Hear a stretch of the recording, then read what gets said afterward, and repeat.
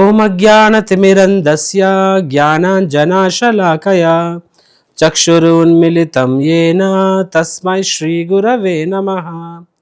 నమో ఓం విష్ణుపాదాయ కృష్ణపృష్ఠాయ భూతలే శ్రీమతే భక్తివేదాంత స్వామిన్ ఇతి నామినే. నమస్తే సరస్వతీ దేవే గౌరవాణి ప్రచారిణే నిర్విశేష శూన్యవాది పాశ్చాత్య దేశ తారిణే. జయ శ్రీకృష్ణ చైతన్య ప్రభు నిత్యానంద శ్రీ అద్వైత గదాధర శ్రీవాసాది గౌరభక్తవృంద. హరే కృష్ణ కృష్ణ కృష్ణ హరే హరే, హరే రామ రామ రామ హరే హరే.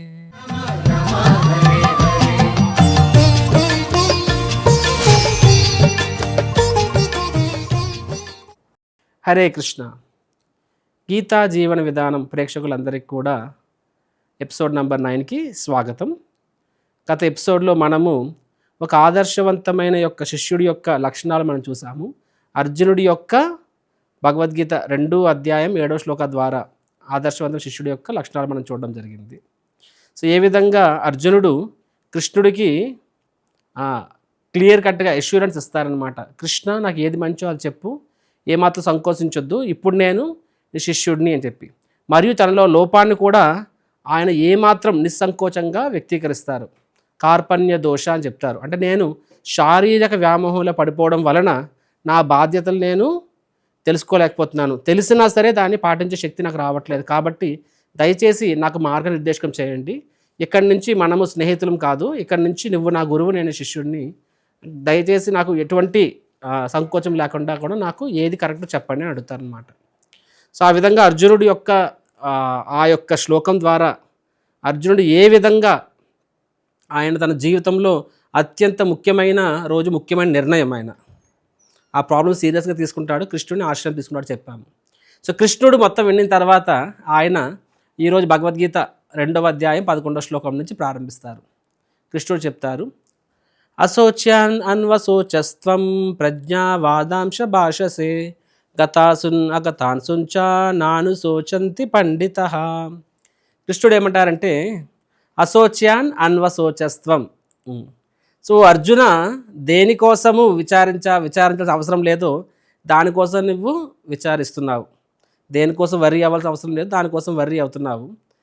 చిన్నపిల్లలు అవుతారు, కానీ ఈ విషయంలో ఏంటి, ప్రజ్ఞా వాదాంశి పండిత అని చెప్పి ఒక పండితుడిలాగా, ఒక మేధావిలాగా నువ్వు మాట్లాడుతున్నావు. ఒకవైపు నుండి మేధావిలా మాట్లాడుతున్నావు. ఎందుకంటే అర్జునుడు 5 కారణాలు చెప్తాడు ఎందుకు నేను యుద్ధం చేయకూడదు అని చెప్పి. ఆ 5 కారణాలు కూడా అవి వాస్తవంగా శాస్త్రం ఆధారంగా చెప్తాడు అర్జునుడు, అంతేగాని తన నోటికి వచ్చినట్టుగా మనసుకు అనిపించింది చెప్పట్లేదు. సో ఒక పండితుల్లా మాట్లాడుతున్నావు నువ్వు, కానీ ఒక బేసిక్ ఎలిమెంట్ నువ్వు వదిలేస్తున్నావు నువ్వు. కాబట్టి దేనికోసం వర్రీ అవ్వాల్సిన అవసరం లేదు, దానికోసం నువ్వు వర్రీ అవుతున్నావు. సో గతాసును అగతాసుంచ నాను శోచంతి పండిత. గతాసును అంటే ఇక్కడ నిజంగా పండితుడు అనేవాడు వాస్తవంగా, గతాసును అంటే మరణించిన వారి పట్ల కానీ, అగతాసుంచ జీవిస్తున్న వారి పట్ల కానీ ఎవరి గురించి కూడా ఆయన ఆందోళన పడడం అని చెప్తున్నారు కృష్ణుడు. సో వాస్తవంగా ఇక్కడ దిస్ ఇస్ ద ఫస్ట్ శ్లోక. అర్జునుడు శరణాగతం తీసుకుంటున్నాడు 2వ అధ్యాయము 7వ శ్లోకంలో.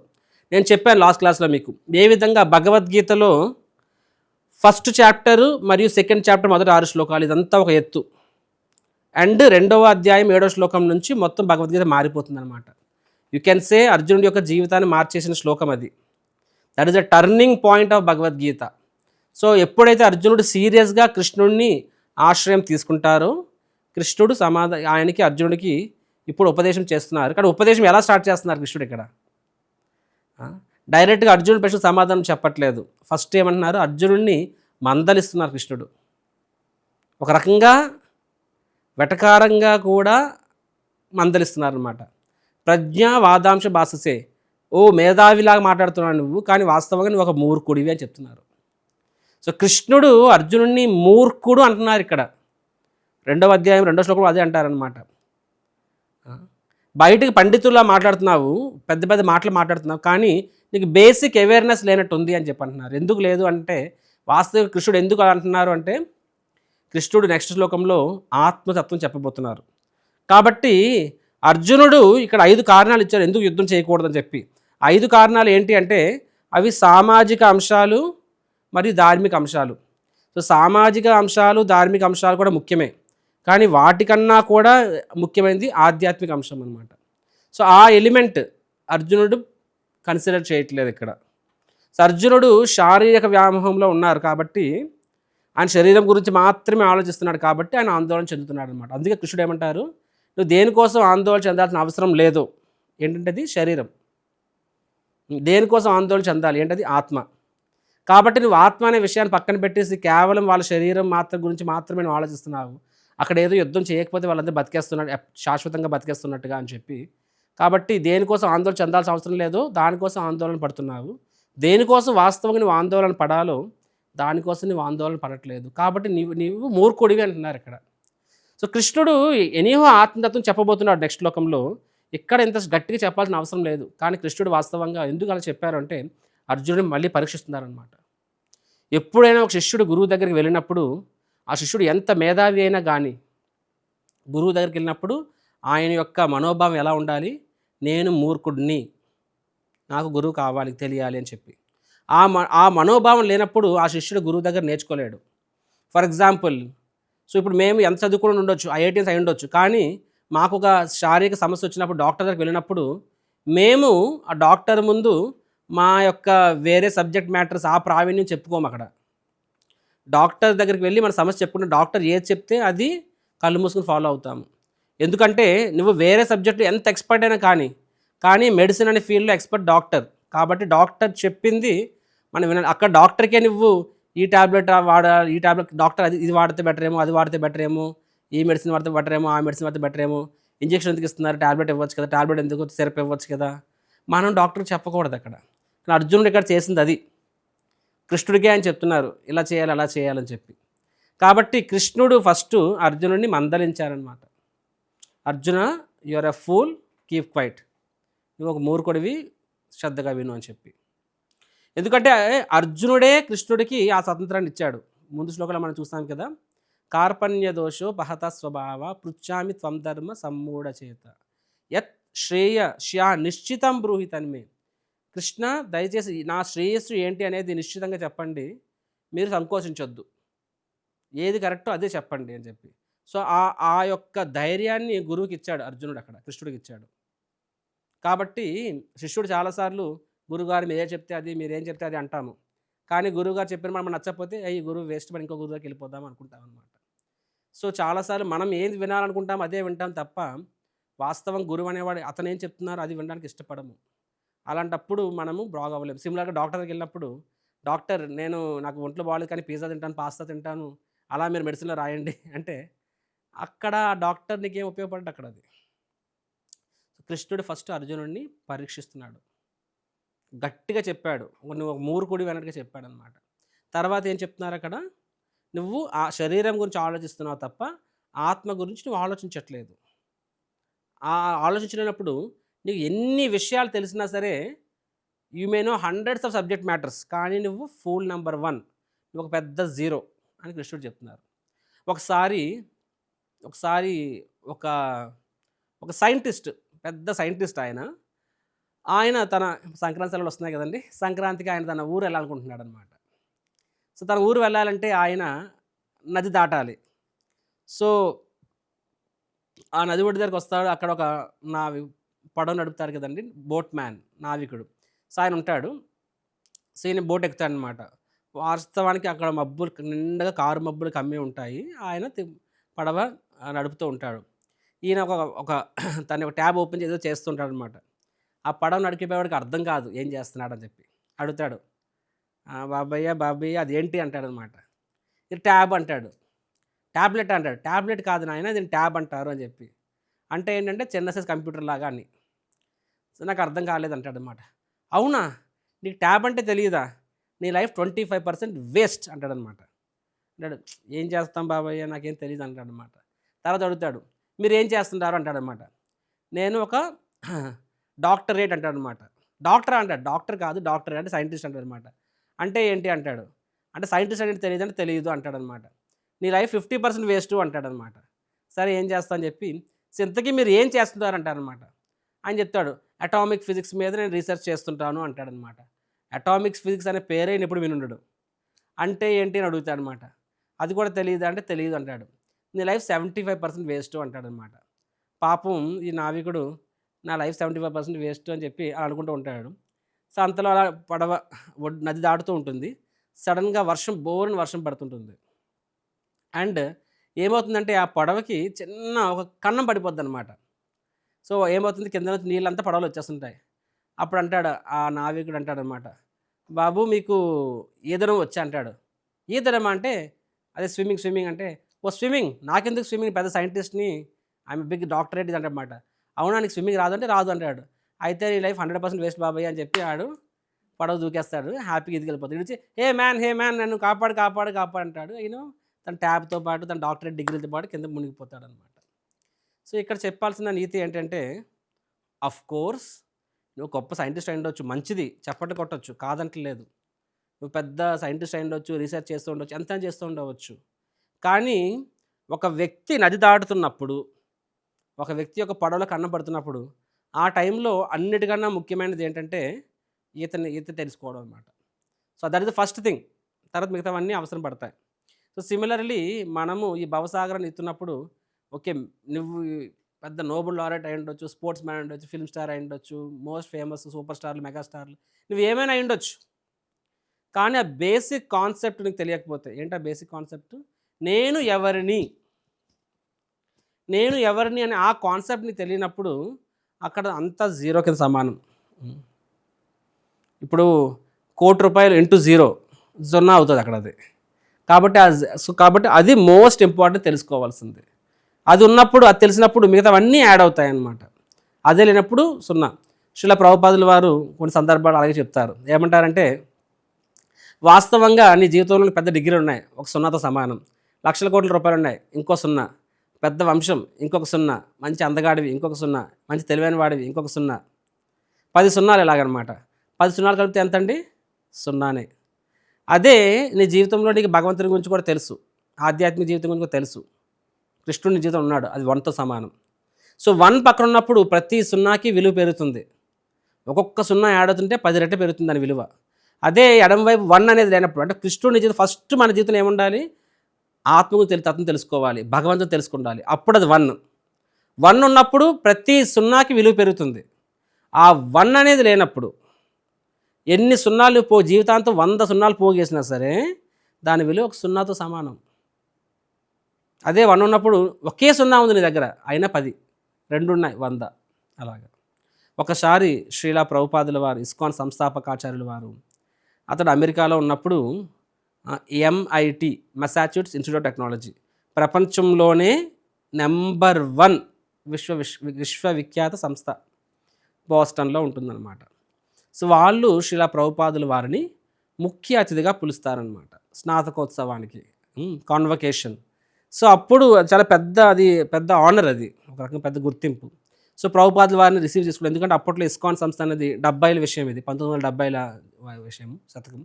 సో ఆ టైంలో శ్రీలా ప్రభుపాదుల వారి పేరు ప్రతిష్టలు మొత్తం విశ్వం అంతా వ్యాప్తించాయన్నమాట. అమెరికా మొత్తము ఇస్కాన్ హరే కృష్ణ భక్తులు నిండిపోయారు. సో ఆ యూనివర్సిటీ, వరల్డ్ నెంబర్ 1 యూనివర్సిటీ, ప్రభుపాదుల వారిని పిలుస్తారు. పిలిచి ప్రభుపాదుల వారికి అంటే బిఫోర్ ఫంక్షన్ స్టార్ట్ అవ్వక ముందు ఆయన్ని చాలా మొత్తం యూనివర్సిటీ మొత్తం చూపిస్తారనమాట. ప్రభుపాద్ ఈ డిపార్ట్మెంటు, ఆ డిపార్ట్మెంట్, అంటే ప్రపంచంలో వేరే ఏ యూనివర్సిటీలో కూడా లేని డిపార్ట్మెంట్స్, చిన్న చిన్న విషయాల మీద కూడా డిపార్ట్మెంట్స్, ఇన్ని డిపార్ట్మెంట్స్ ఉన్నాయి ప్రభుపాద్, ఇంత పెద్ద యూనివర్సిటీ, ఇంత గొప్ప యూనివర్సిటీ మాది, ప్రపంచంలో నెంబర్ 1 అని చెప్తారు. ప్రభుపాద్ మొత్తం వింటారు, శ్రద్ధగా వింటారు. తర్వాత ఏమవుతుంది, ప్రోగ్రామ్ స్టార్ట్ అవుతుంది. అండ్ ముఖ్య అతిథిని మాట్లాడమని చెప్పి అడుగుతారు, స్టేజ్ మీద రమ్మంటారు అనమాట.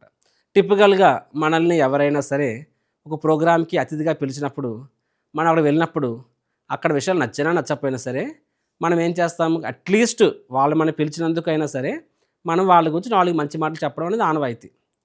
శ్రీలా ప్రభుపాదుల వారిని అలాగే పిలుస్తారు. దే ఎక్స్పెక్ట్, ఎందుకంటే ప్రభుపాదుల వారు గొప్ప ఆచార్యుల కింద పేరు పొందారు కాబట్టి ఆయన మన గురించి 4 మంచి మొక్కలు చెప్తారు అని చెప్పి.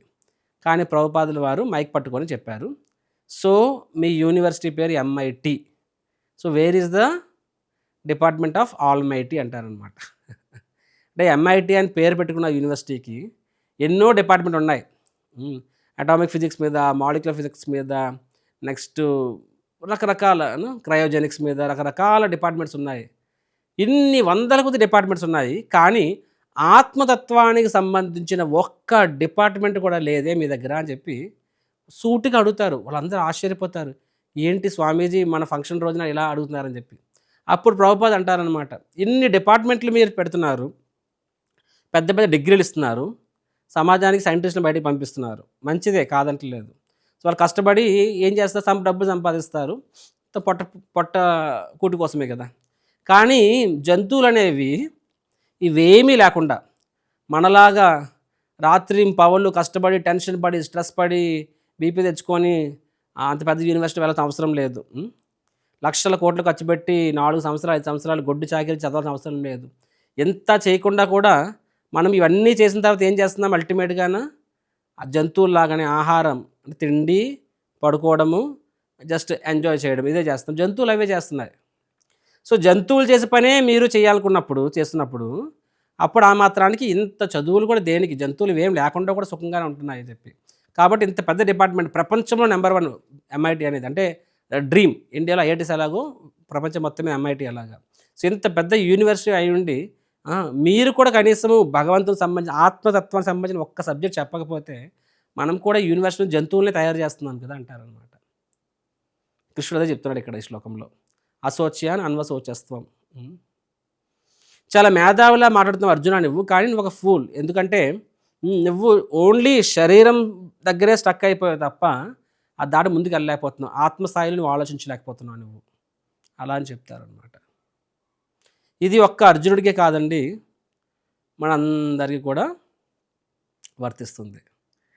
మనం కూడా మన పిల్లలు కానీ మన జీవితాల్లో కానీ కొన్నిసార్లు మనము ఓకే నేను నల్లగా ఎందుకు పుట్టాను, నేను లావుగా ఎందుకు పుట్టాను, నేను అంత తెలివితేటలవాడిగా పుట్టలేదు, ఇలా కొన్ని విషయాల గురించి మనం టెన్షన్ పడుతూ కొన్నిసార్లు జీవితాంతం దాన్ని న్యూనతాభావం అంటారు, ఇన్ఫీరియారిటీ కాంప్లెక్స్, డిప్రెషన్ అని చెప్పి. So we worry so much about these things. కానీ మనకు మనిషి జన్మ వచ్చింది, అది అన్నిటికన్నా గొప్ప విషయము, రైట్? సో దానికి మనం ఆనందపడాలి. ఎందుకంటే మిగతా విషయాల్లో నువ్వు సక్సెస్ పొందకపో, కానీ నేను ఎవరిని తెలుసుకున్నప్పుడు వాస్తవ ఒక మనిషిగా నువ్వు సక్సెస్ పొందావు. ముందు నువ్వు ఒక మనిషిగా సక్సెస్ అవ్వాలి, ఆ తర్వాత మిగతా సక్సెస్లు కూడా ఉండాలి. కృష్ణుడు అర్జునుడు యుద్ధం గెలవమని చెప్పాడు, కాబట్టి భౌతిక సక్సెస్ వదిలేమని చెప్పలేదు ఎక్కడ చెప్పలేదు భగవంతుడు. కానీ ఫస్ట్ నువ్వు మనిషిగా నువ్వు గెలవాలి అంటే ఫస్ట్ నిన్నెవరో నువ్వు తెలుసుకోవాలి. కాబట్టి అది నువ్వు తెలుసుకోలేనప్పుడు నువ్వు ఫెయిల్యూర్. కాబట్టి దానికోసం నువ్వు ఏడాలి. అంతేగాని ఈ లోకంలో సుఖాలు దుఃఖాలు వస్తూనే ఉంటాయి. దుఃఖం వచ్చేప్పుడు ఏడ్చేయడం, సుఖం వచ్చే పొంగిపోవడము, ఇవి జంతువులు చేస్తాయి, మనుషుల కోసం కాదు ఇది. సో కృష్ణుడు ఏమంటాడంటే, యాక్చువల్గా శ్రీల ప్రభుపాదుల వారు కూడా ఇదే చెప్తారనమాట. యాక్చువల్ నెక్స్ట్ శ్లోకంలో డైరెక్ట్గా ఆత్మ కాన్సెప్ట్ చెప్తారు, ఆత్మతత్వం. ఈ కాన్సెప్ట్లో నువ్వు శరీరం స్థాయిలో ఆలోచిస్తున్నావు అని చెప్పి ముందు ఇక్కడ 4 చోట్ల అంటిస్తున్నారనమాట. శ్రీల ప్రభుపాద వారు ఎగ్జాంపుల్స్ చెప్తారు, రకరకాల ఎగ్జాంపుల్స్ చెప్తారు ఈ ఆత్మతత్వం అర్థం చేసుకోవడం కోసం. సో బెస్ట్ ఎగ్జాంపుల్ ఏం చెప్తారంటే, మనము ఒక అద్దెంట్లో ఉన్నాం అనుకుందాం మాట వరుసకి. సో అద్దెంట్లో ఉన్నప్పుడు సో అది ఎప్పుడైనా ఖాళీ చేసేయాల్సిందే, ఈరోజు లేకపోతే రేపు ఎప్పుడైనా క్యాన్సిల్ చేసేయాల్సిందే. ఎప్పటికీ ఉండిపోతామనేది అసాధ్యం కాదు. ఎందుకంటే నీ కళ్ళ దగ్గర చూస్తున్నామంట, ఎవ్వరు కూడా అద్దెలలో ఎప్పటికీ ఉండిపోలేదు, ఏదో రోజు వాళ్ళు ఖాళీ చేస్తున్నారు. కొన్నిసార్లు ఆ ఓనరు ముందుగానే నోటీస్ పీరియడ్ ఇస్తున్నాడు, నెల రోజులు పోయి ఖాళీ చేసేయండి అని చెప్పి. కొన్నిసార్లు నోటీస్ ఇవ్వకుండా అప్పటికప్పుడు వచ్చి సామాన్ని బయటకు ఇసిరేసి ఇల్లు ఖాళీ చేసామని చెప్పి బయటకు ఇసిరేస్తున్నాడు సామాన్లు. 2 రకాలుగా ఇల్లు ఖాళీ చేయొచ్చు, రైట్? సిమిలర్లీ మనం కూడా ఈ శరీరంలో ఉంటున్నాం, మనం ఆత్మ, ఇది మన శరీరం. మనం అంటాం కదా, ఇప్పుడు నువ్వేంట్రా అంటే ఐఎమ్ దిస్ బాడీ, ఇది నా చెయ్యి అంటాము, ఇది నా కాలు అంటాము, ఇది నా తల అంటాము, ఇది నా కళ్ళు అంటాము. సో ఇవన్నీ నా నా నా అంటున్నాం తప్ప మరి నేను ఎవరిని? ఇది నా శరీరం అంటే మరి అప్పుడు నేను ఎవరిని అక్కడ? అది నువ్వు ఎవరు అంటే ఆత్మ. అది ఆ కాన్సెప్ట్ మనకి ఇంకా విస్తారంగా నెక్స్ట్ చాప్టర్లో వస్తుంది. సో ప్రభుపాద వారు ఏం చెప్తారంటే, శరీరం ఏంటి, శరీరాన్ని అద్దిలితో పోలిస్తారు, అద్దిలితో పోలిస్తారనమాట. కాబట్టి అద్దిలు అంటే ఏం చెప్పండి, అది నీది కాదు, అది ప్రస్తుతానికి నువ్వు అందులో ఉంటున్నావు అంతే. అండ్ ఒక టైం తర్వాత నువ్వు ఆ ఇల్లు ఖాళీ చేసేసి మళ్ళీ ఇంకో ఇల్లుకి వెళ్ళాల్సి వస్తుంది. ఇది మనం బేసిక్ తెలుసుకోవాలి. ఇప్పుడు ఇది అద్దె ఇల్లు అని తెలుసు, ఖాళీ చేసేయాలి. నీ అదృష్టం బాగుంటే 1 మంత్ నోటీస్ పీరియడ్ వస్తుంది. ఇక్కడ నోటీస్ పీరియడ్ అంటే ఏంటండి, ముందే తెలిసిపోతుంది నా టైం దగ్గరికి వచ్చింది, పోవాల్సిన టైం వచ్చిందని చెప్పి. అలాగ పళ్ళు రాలిపోతాయి, జుత్తు రాలిపోతుంది, చేయలేదు, కాలు లేదు, డైజెషన్ అవ్వదు అంటే నోటీస్ పీరియడ్ వచ్చినట్టే అర్థం, రైట్. సో రెండో రకం ఏంటంటే అకాల మృత్యువు. అకాల మృత్యు అంటే నోటీస్ పీరియడ్ లేదు, ఏమీ లేదు, డైరెక్ట్గా ఒకరోజు ఓనర్ వచ్చేసి వీళ్ళు ఇప్పటికిప్పుడు ఇల్లు ఖాళీ చేసామంటాడు అనమాట. అంటే అదేంటది ప్రీమెచ్యూర్ డెత్. సో ఏ రకంగా ఇల్లు ఖాళీ చేసేయాల్సిందే. ఎలాగా ఖాళీ చేసే ఇల్లు కోసము దానికి లక్షల కోట్ల రూపాయలు ఖర్చు పెట్టి, అలాంటి ఇంటి కోసము లక్షల కోట్ల రూపాయలు ఇల్లు ఖర్చు పెట్టి ఆ ఇంటికి మరమ్మతులు చేస్తే దాన్ని ఏమంటారు చెప్పండి మీరే? అది మూర్ఖత్వం కాదా? నీ సొంత ఇల్లు అర్థం చేసుకోవచ్చు, అద్దెంటికి లక్షల కోట్ల రూపాయలు ఖర్చు పెట్టి దానికి మరమ్మతులు చేస్తే అది షీర్ మూర్ఖత్వం, that's pure madness, right. So మనం కూడా అదే చేస్తున్నాం. ఈ శరీరం అశాశ్వతం, ఈ ఆత్మ శాశ్వతం. శాశ్వతమైన ఆత్మ కోసం 24 గంటల్లో ఒక్క గంట నువ్వు ఇవ్వట్లేదు. చాలామంది మనం చెప్తాము భగవద్గీత తీసుకోండి చదవండి అంటే టైం లేదు స్వామి అంటారనమాట. భగవద్గీత దండం పెట్టుకుంటారనమాట. దండం పెట్టుకుంటారు, ఓ కృష్ణుడు అంటారు, హరే కృష్ణ అండి అంటారు, అగ్రీడ్. కానీ భగవద్గీత చదవండి అంటే టైం లేదు. ఒక మాల జపం చేయండి అంటే టైం లేదు అంటారనమాట.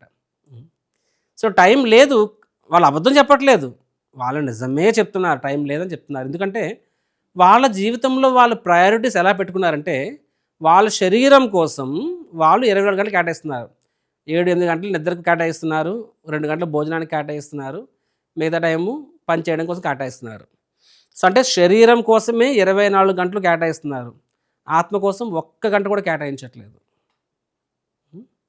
సో న్యాచురల్లీ అంటే ఇక్కడ ఏంటంటే సొంత ఇల్లు కోసం నువ్వు ట్రై చేయట్లేదు, అద్దెంట్లోనే ఉండిపోనుకుంటున్నావు. ఎలాగా తరిమేస్తారు, కానీ మేబీ ఉండిపోతానేమో అనే ఆశతో నువ్వు అద్దెంట్లో ఉండిపోతున్నావు. దానికోసం నువ్వు కింద మీద పడుతున్నావు. దానికోసమే నువ్వు రాత్రి పగలు కష్టపడిపోయి అద్దెంటికి మరమ్మతులు చేస్తున్నావు. అంతకన్నా మూర్ఖత్వం ఇంకోటి ఉంటుందా? అద్దెంట్లో నుంచి సొంత ఇంట్లో రావడానికి ప్రయత్నించాలి. మనం అదే చేస్తున్నాము. సిమిలర్గా ఈ అశాశ్వతమైన ఈ శరీరం నుంచి ఆత్మ బయటకు వచ్చి శాశ్వతమైన జీవితాన్ని పొందడానికి ప్రయత్నించాలి. ఆ శాశ్వతమైన జీవితాన్ని పొందే ప్రక్రియనే మోక్షం అంటారనమాట, రైట్. సో కృష్ణుడు అదే చెప్తున్నాడు, నువ్వు శారీరక స్థాయిలో ఆలోచిస్తున్నావు, శారీరక స్థాయిలో మాట్లాడుతున్నావు, కాబట్టి బయటికి పండితుల్లాని మాట్లాడుతున్నా సరే నువ్వు మూర్ఖుడివి. సిమిలర్గా మన జీవితాల్లో కూడా కొంతమంది పెద్ద డిగ్రీలు ఉండొచ్చు, చాలా స్కాలర్లే ఉండొచ్చు, వాళ్ళకి జనరల్ నాలెడ్జ్ ఐక్యూ అంటారు, ఐక్యూ లెవెల్ థౌజండ్స్లో ఉండొచ్చు. ఎంత ఉన్నా సరే ఈ బేసిక్ కాన్సెప్ట్ నీకు తెలియనప్పుడు, ఇంత మనం చెప్పుకున్నాం కదండి, బోట్ మ్యాన్ సైంటిస్ట్ ఎగ్జాంపుల్, ఒక శాస్త్రవేత్త మరియు ఒక నావికుడు ఎగ్జాంపుల్. అతనికి ఎన్ని డిగ్రీలు ఉన్నా సరే అక్కడ ఆ నది మధ్యలో ఉన్నప్పుడు ఈత అనేది చాలా ముఖ్యం, మునిగిపోతున్న పడవలో. సిమిలర్గా ఈ శరీరం అనేది మునిగిపోతున్న పడవ లాంటిది, ఖచ్చితంగా మునిగిపోతుంది శరీరం. కాబట్టి ఈత తెలియకపోతే నువ్వు వేస్ట్. ఈత తెలియడం అంటే నువ్వెవరో తెలుసుకోవడం ఇక్కడ. సో సిమిలర్గా మన తల్లిదండ్రులు చూసుకున్నా సరే వాళ్ళు కూడా తమ పిల్లల గురించి ఇలాగ ఆలోచిస్తారు, మా పిల్లడు బాగా చదవట్లేదేమో, ఇలాగేమో అలాగేమో అని చెప్పి. అఫ్కోర్స్ తల్లిదండ్రులుగా అది మన బాధ్యత. పిల్లవాడు బాగుపడాలి, స్థిరపడాలి, మంచి విద్యావేత్త అవ్వాలి, ప్రయోజకుడు అవ్వాలి, కుటుంబ పేరు నిలబెట్టాలి, ఇవేమీ తప్పుడు కోరికలు కాదండి, మంచి కోరికలే. అంటే ఏ తల్లిదండ్రి అయినా సరే వాళ్ళ జీవితాంతం ఎందుకు కష్టపడతారంటే పిల్లల్ని ప్రయోజకులు చేయడం కోసం, వాళ్ళని ఒక స్థాయిలో నిలబెట్టడం కోసమే కష్టపడతారు ఏ తల్లిదండ్రులైనా సరే. అండ్ అది వాళ్ళ ప్రేమ, అది వాళ్ళకి. కానీ ఆ ప్రేమ కేవలము వాళ్ళ శరీరం వరకే ఎందుకు పరిమితం చేస్తున్నాం మనం? నిజంగా నేను శరీరం కాదు ఆత్మ అని అర్థమైనప్పుడు నా పిల్లవాడు కూడా ఆత్మే, కాబట్టి వాడికి మనిషి జన్మ వచ్చింది, ఈ జన్మలో మాత్రమే వాడు భగవంతుని చేరుకోగలడు, ఈ జన్మలో మాత్రమే ఆత్మసాక్షాత్గా పొందగలడు. కాబట్టి దానికి నిజంగా నాకు ఆ వ్యక్తి మీద ప్రేమ ఉన్నప్పుడు దానికోసం నేను ఏం చేస్తున్నానని ఆలోచించాలి. అందుకే భాగవతంలో ఋషభదేవుడు ఒక శ్లోకం చెప్తారన్నమాట. ఏమంటారంటే గురువున సశ్యాత్ స్వజనోన సశ్యాత్ పతింన సశ్యాత్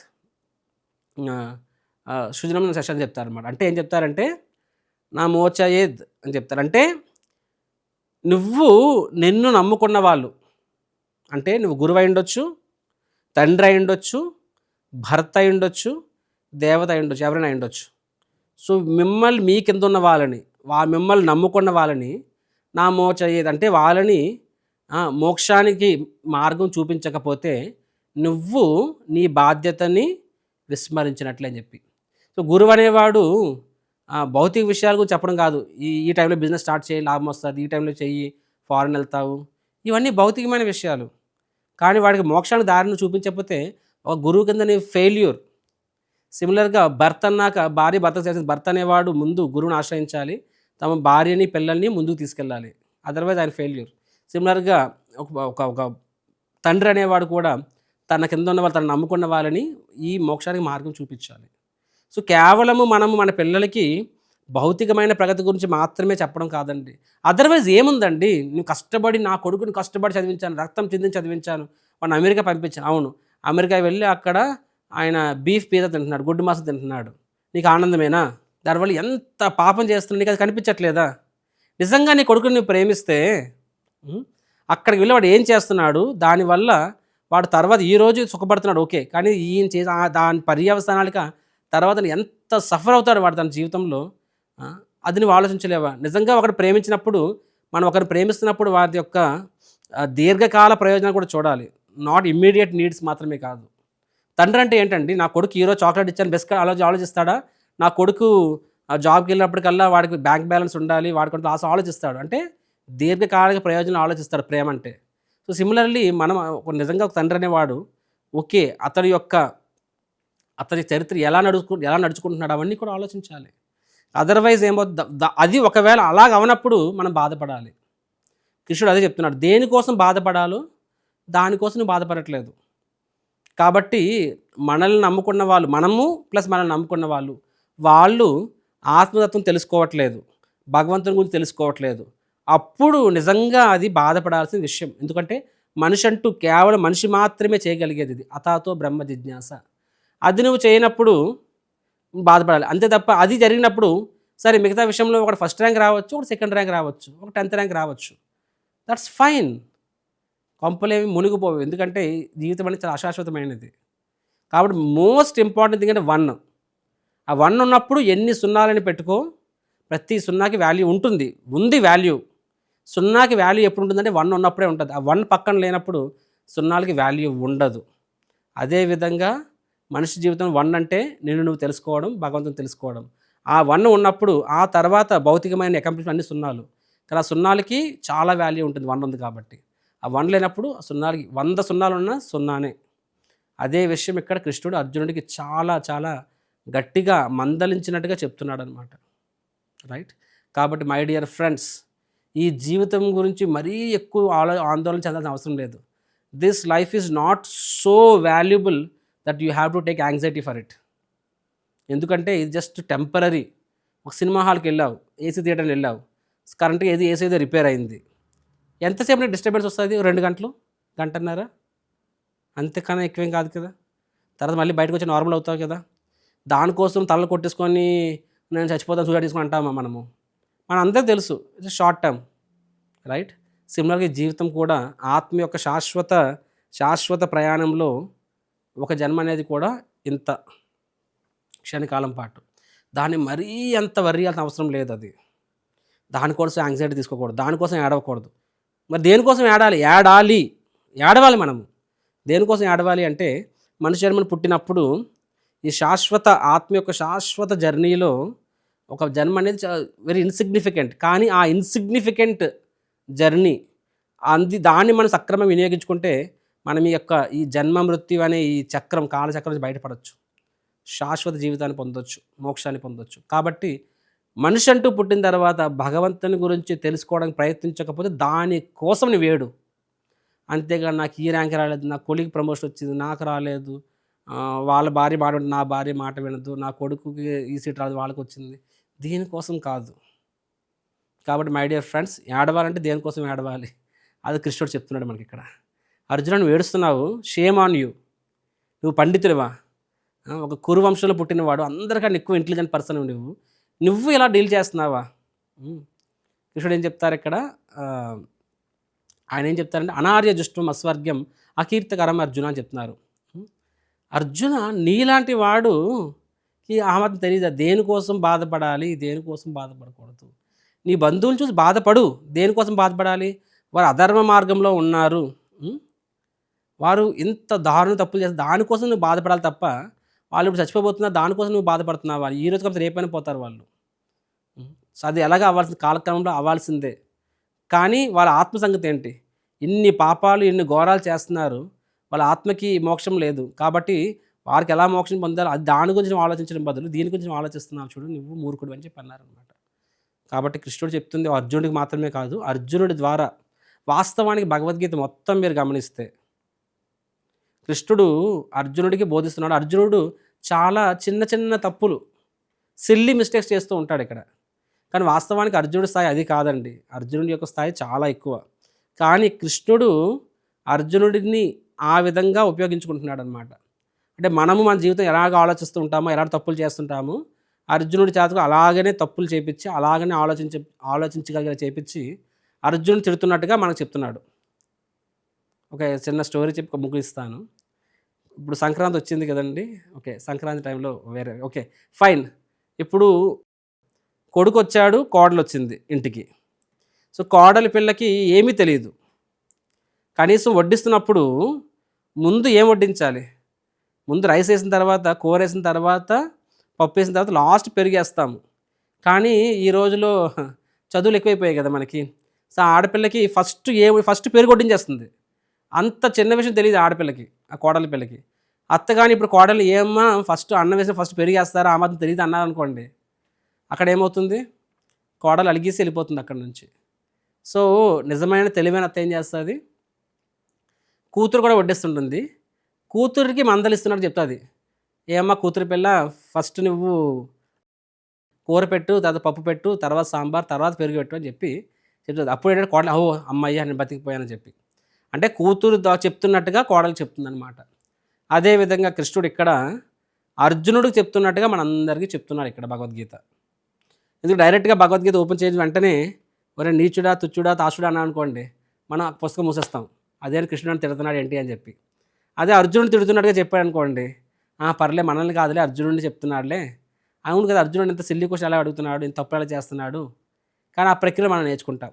సో భగవద్గీత ఆ విధంగా చెప్పబడింది.